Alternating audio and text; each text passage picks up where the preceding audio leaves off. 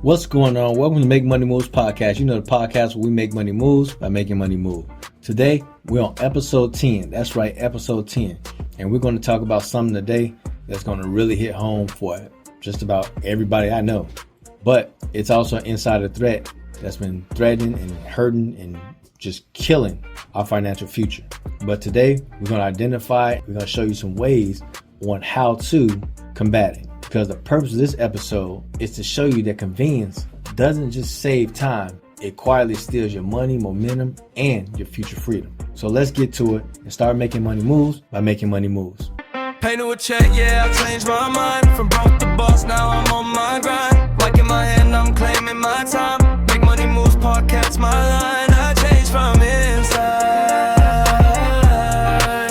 Now I shine.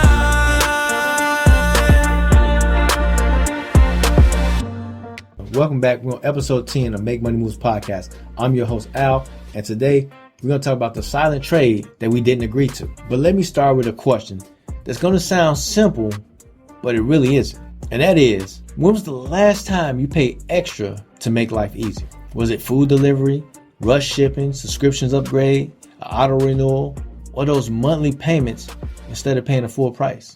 It didn't feel irresponsible or reckless. In fact, it actually felt normal, right? But here's the truth that you wasn't warned about. That convenience always charges interest. It's not just interest on your money, it's also interest on your future. How did interest become the default? Please, somebody tell me. We live in the most convenient era in human history ever. Most people can't cook or they don't cook. How do we eat without cooking? Back in the days, that wouldn't have been impossible. We shop without walking. We pay for things without even counting. Then we borrow without even asking. And then one of my favorite, we subscribe and don't remember. And that's the world that we call progress, the information age.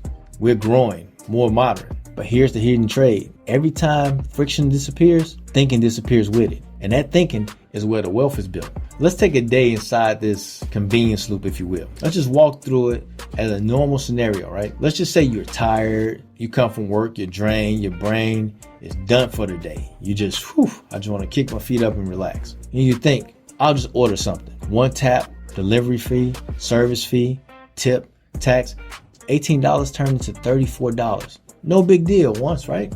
But tomorrow, same thing. Next week, same thing. Next year, that's not laziness. That's done by design. Because convenience removes the pause where intention used to live. So why does our brain love convenience? Here's the psychology in simple terms for everybody, right? The brain is wired for certain things, like to conserve energy, avoid effort, and seek relief. You've probably heard it, the path of least resistance. Convenience gives instant relief, so it's obviously going to go that way. Think about it. No cooking, waiting, friction, or discomfort. That's easy. But most things that's easy are really not good for you. And that's why wealth requires the exact opposite. Wealth requires you to put forth the effort. You have to require delayed gratification, have patience, have those friction points. So every time convenience wins, long-term thinking loses. And it's not something that's like a flashing light and tell you you're losing. It happens quietly. That's why these are called inside threats, because they happen inside of us and we don't even notice it. But the hidden cost, we never see it until it's too late. Convenience costs us more than just money. It costs us that one commodity that we can never get back, which is our time. It costs us awareness, discipline, patience, problem-solving skills, tolerance for discomfort, and it makes us weak. What if shopping could earn you cash instead of just costing you?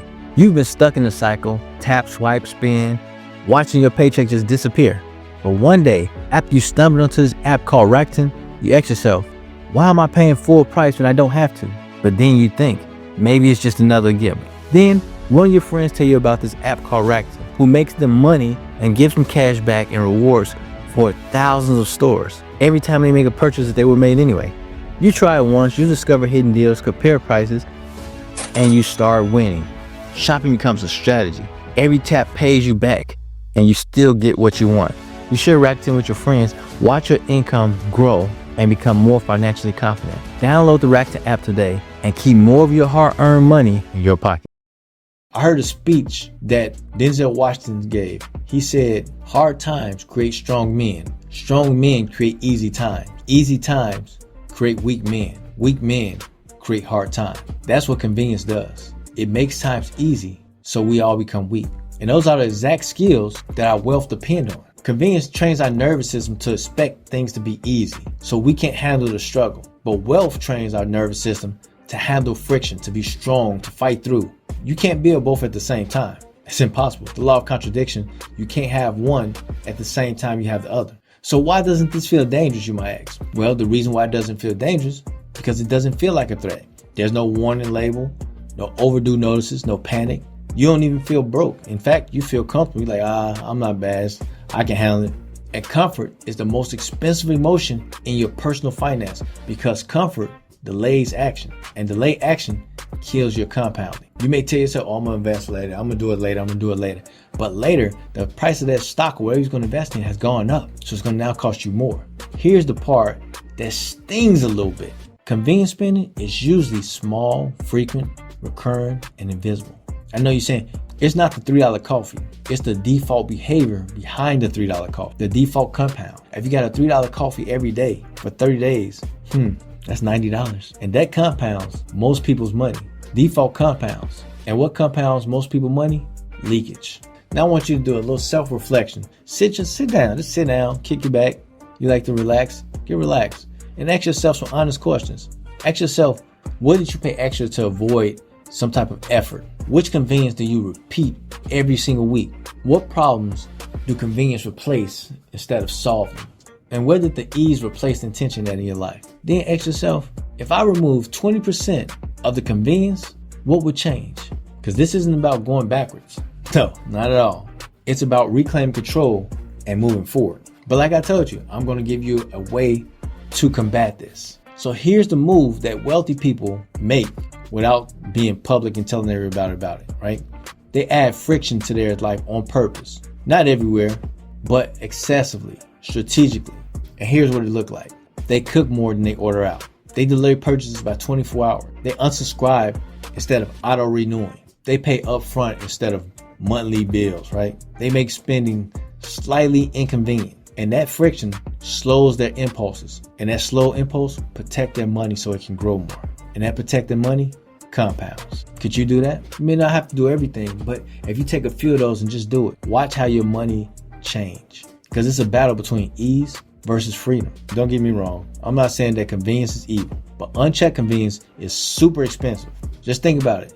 You trade easy now for freedom later. Would you? But most people don't realize that they're making that trade until it's too late.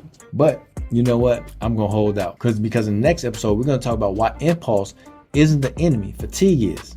How decision exhaustion quietly sabotage even the smartest people. And this is where Make Money Moves stop being motivational and start being surgical. So stay with me. I need you to do something for me. I need you to go ahead and subscribe, like, share, and comment something that really touched you and was really able to help you in this episode. Or you know someone else that this may help. Go ahead and send this video to them. And do that one thing, because the more people we have that's financially literate, the less people we have in poverty.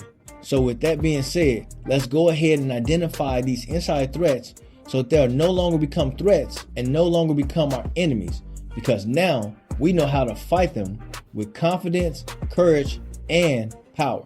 So we can now make money moves by making money moves. You heard it here first.